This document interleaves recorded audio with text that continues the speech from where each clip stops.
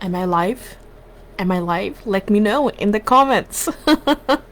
Assalamu alaikum, everybody. I think I'm live, and if you can actually hear me, so I don't just spend like another 15 minutes just talking to myself, please say salams in the comments and earn your good deeds for saying salams.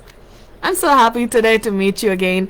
It's been a while. I'm sure some of you have been seeing the Hero's Journey class that I've been streaming live for kids. It's a free class. By the way, if your kids have not joined that class, what are you doing? It's a free class that I only do this like once a year. So it's a superb story of a young hero, Osama ibn Zaid radiallahu anhu, just about his teenage years, right? From a kid to a teenage years. So make sure you register your kids there. Anyways, that's not what today's session is about. Then I want to talk about reviving our kids who are just like, alright? So if anybody has kids like that who are getting low on energy as they're growing older, and it's just kind of like, I don't want to go anywhere, I don't want to do anything, I just want to be home in front of a screen, right? Or with a book. That's it. That's my life. If that's the kind of a kid, like, you know, if unfortunately that's happening to a lot of children. So that's what we're going to talk about today. Okay, walaikum assalam, Farwa, Anisur, Misbah. So that you are asking for the link for the free class, Hero's Journey for kids. Go to emanpower.com/free class. Simple as that. Or go to my page, Facebook page, and you'll find it right there. There's like so many posts about there. So, you know, click on this post, click on Emaan Power, go to my page, we'll find lots of posts about this class there. Make sure you join live via Zoom, so it's a really interactive experience. We have a great time. We just have a great time watching, as I tell this story, alhamdulillah. Wa alaikum assalam, Hina.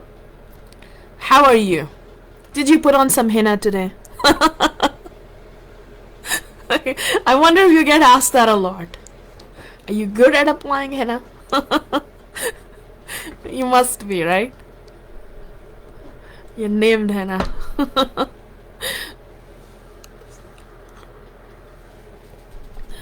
Okay. So, do say salams, those just joining us.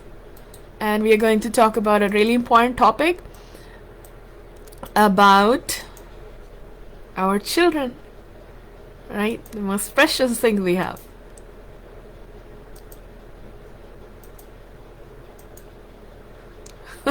I'm not saying no. I'm the first one to ask you that. I hope you will remember me for that now, though.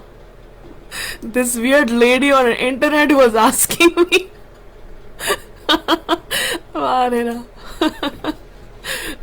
Which country are you from?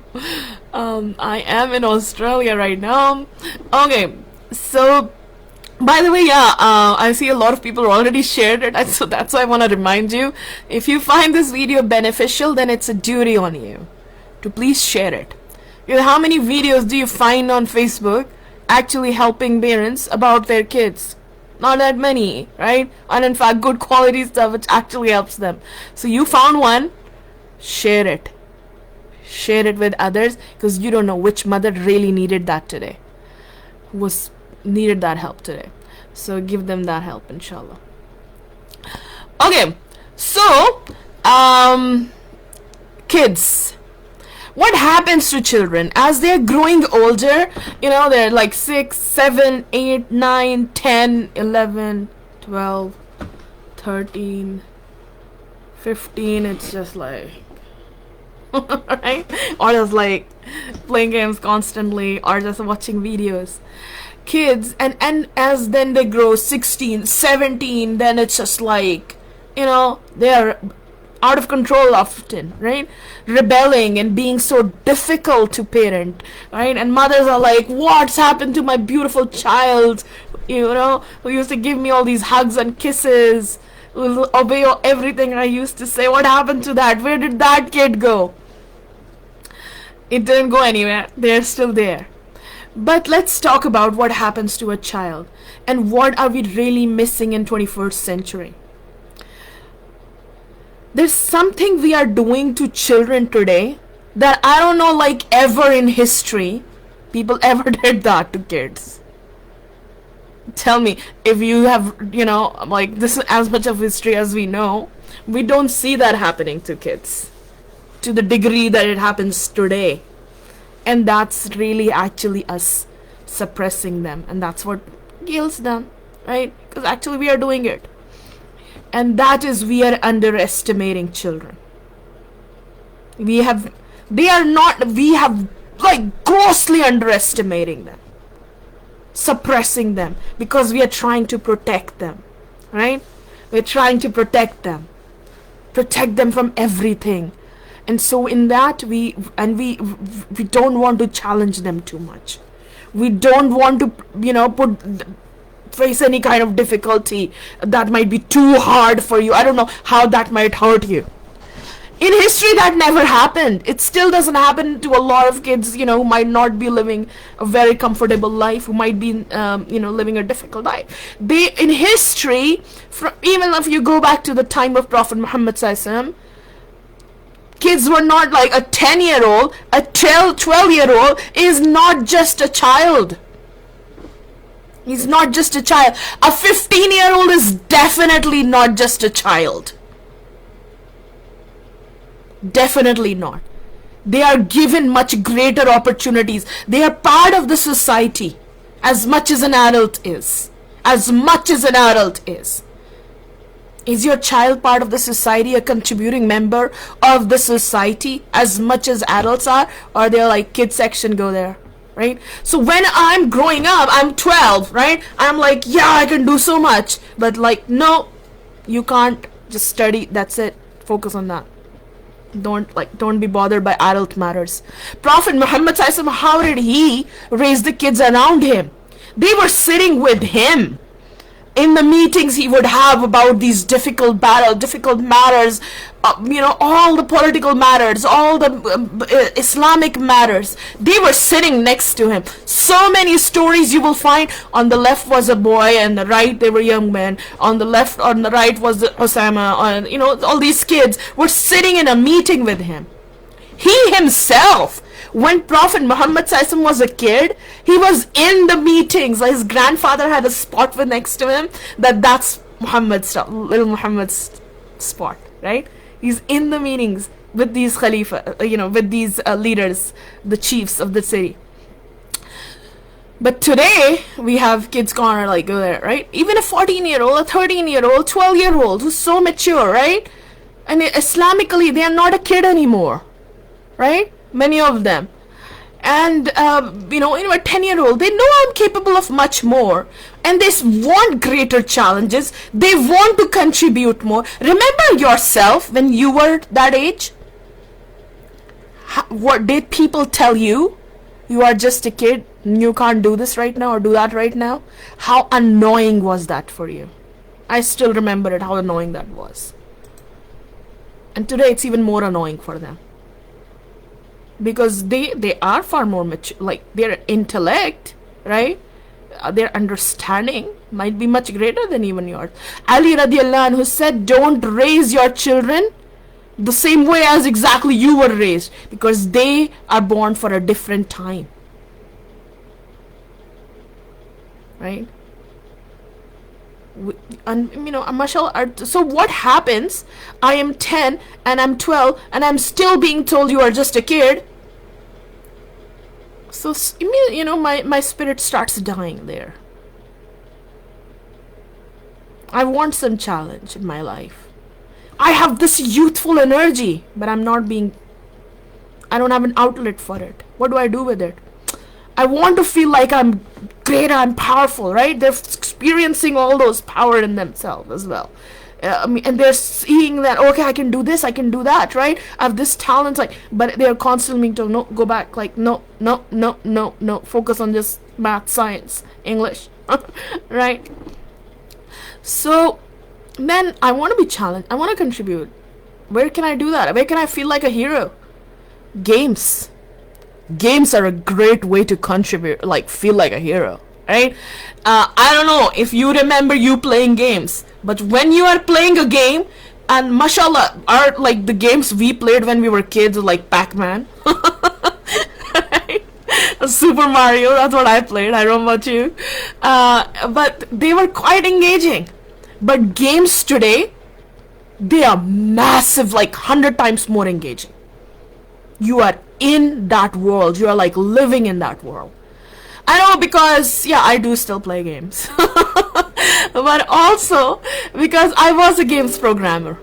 So a massive amount of effort goes into capturing the brain of a child. Like you are engaged in it, you are in it, right? You're an important part of it. And games are so brilliant. They know exactly how to like keep giving you dopamine hits, so you keep feeling good and you keep chasing it and you're addicted to it, right? Small achievements and you're like, yes, I did it, right? You're giving that achievement, and it's what's happening. I am building, like Minecraft. What are they doing in Minecraft? They're building a whole world in Minecraft. Can they ever get to do that in real world? What will, like, if they want to do something like that, like, go sit there, you're a kid. Like, are you crazy? Right? They're building a whole world there. They're connecting with each other. Right? There are other players there. The kids love those games, the network games. Very dangerous, by the way. Because you don't know who's on the other side. You don't know who's on the other side, no matter how much they're pretending like a kid. And the impact, like, even if they are kids, by the way. The language your kids are going to learn from them, and the things that your kids are going to learn from them, you can't even imagine, like, what's happening to my kid. Why is he so angry? Why is he so cranky? Because he's learning certain kind of behavior, certain kind of way of talking, certain kind of way of reacting to things from those network players through online games. So all that is happening, but what were they seeking? They were seeking to be part of something greater. They were seeking a challenge where I am a hero. I am doing something great. Which they are not getting in the real life. Kids are today much more addicted to games than 50 years ago. Like, I don't know, 50 years ago, did we even have games? Right? But let's say 20 years ago. But it's also a responsibility, because we don't give them challenges. We suppress them. So, and then when they turn off, so they look for the games, right? For those challenges to feel like something greater. So feel like I'm contributing, feel like I'm a hero, feel like I'm part of something. I'm saving the world. I'm creating stuff. Look at what I've done, what I've created, right? In like, that's, something like Minecraft, something like Among Us. There's like mystery there, and they're saving and, making this up. But here, real life, you turn off the game, and like, what is life? Dull, boring, everything is hard here, everything is a challenge here, right? All I can do, the best I can do, is get a good score, and even that's too hard. Everything seems so much harder than the dopamine hit and the pleasure it gives you in a few minutes. So they are, feeling worse. And what to do now that I feel worse? Go back and feel good. What's the quickest way to feel good? Go back to the game. So they go back to the game. Same goes with the movies, by the way, right? And it might be that some of you are doing that yourselves, that you're watching too many YouTube videos or Netflix or whatever, like maybe some other form of entertainment. What's happening there? We are engrossed in that world. When we are binge watching, what's happening? We are engrossed in that world. We feel like we are part of that world, right? And some great things are happening there, right? And it might not, like, even if it's not like save the world kind of a program, that's not what I'm talking about. It might just be that the pleasures of that world, like small pleasures, there's a family there, or friends there, or some cool things happening there, just happiness that maybe you relate to or you enjoy. You're getting that hit there of dopamine from that pleasure. You are mirroring that. You're mirroring their happiness, their joy, right? And that's what kids are getting, what they're missing from their life. And when they come back to their life, it's all like dull, boring. What is this? Right? So everything is so much harder. Everything is so much harder. So if you really want your kids to be, to bring them back to life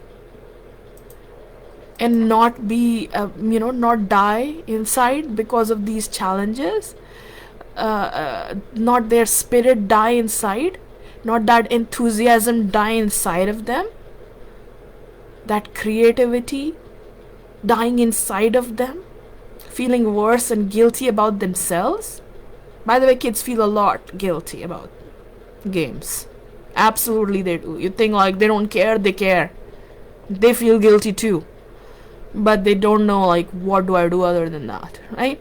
So we have to give them greater challenges, and that's why I'm Rising Heroes. That's a program I created to help you with that, to give kids a much, much greater solution to this problem,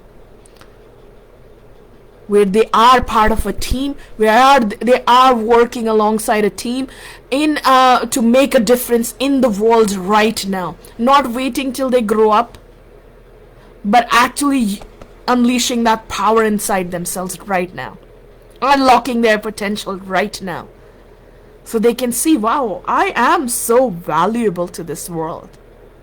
I can use myself to make a difference. This is an opportunity maybe, generations before had and our kids don't have. I'm giving it to your kids. So grab it, right? And by the way, tomorrow we start Level Up Challenge. If you have not registered to it, make sure you do. We begin tomorrow. So inshallah, that's a free challenge. You can register to it right now. And inshallah, it's going to be a great experience for kids as well. And after that, we begin Rising Heroes. So I hope I see your kids there it's going to be 8-week course, incredible course, which has transformed already so many children. Inshallah, it will see yours too. I look forward to seeing you there. Assalamu alaikum. Don't forget to share if you benefited.